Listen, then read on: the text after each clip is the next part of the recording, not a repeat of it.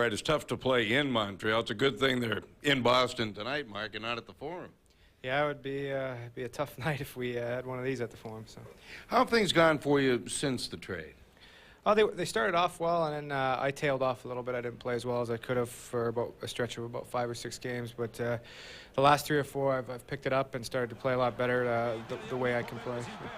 Needless to say, were you shocked when the deal was announced? I was a little surprised. I knew there was something going on, but you never really know until it happens. And you know, my name came up, and it was just you know, a situation where both teams needed something, and you know, it worked out.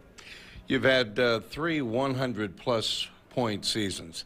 And after playing well for Pittsburgh and being traded, after playing well for Philadelphia and being traded, you look in the mirror and say, what's wrong with me?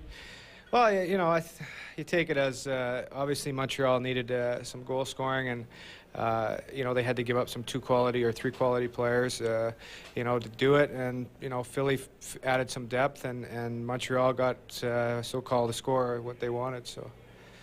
Well, through your career, you've played with other guys that are proficient at either putting the puck in the net or setting somebody else up to do it. I don't know that Montreal's style is ever going to be conducive to putting up big points. Does that put added pressure on you, or can you accept that? Well, I think you can. I can accept it as long as the team's winning. It doesn't. It's not going to bother me too much at all. But you know, obviously the media expect numbers for me, myself, to put numbers up, and that adds a little bit of pressure.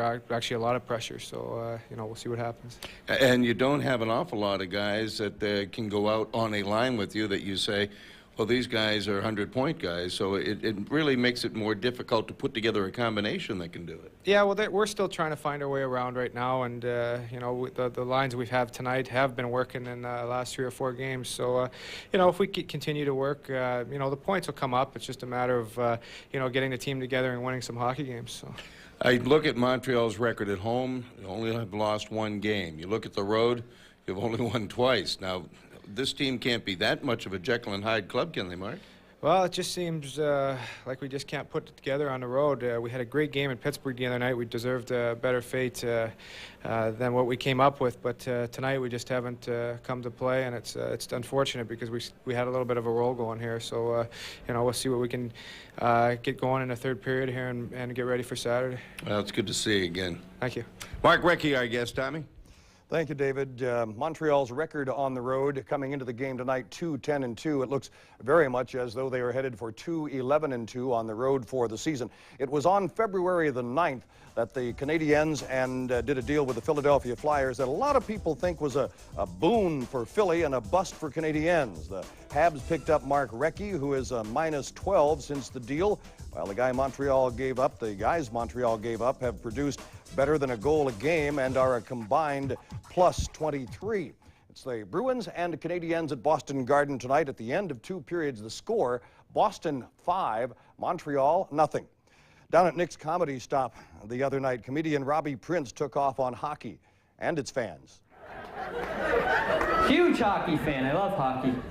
Big Bruins fan. You Bruins fans? Yeah!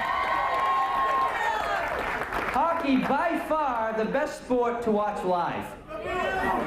Best sport to watch. The only problem is fans at hockey games yell really stupid things.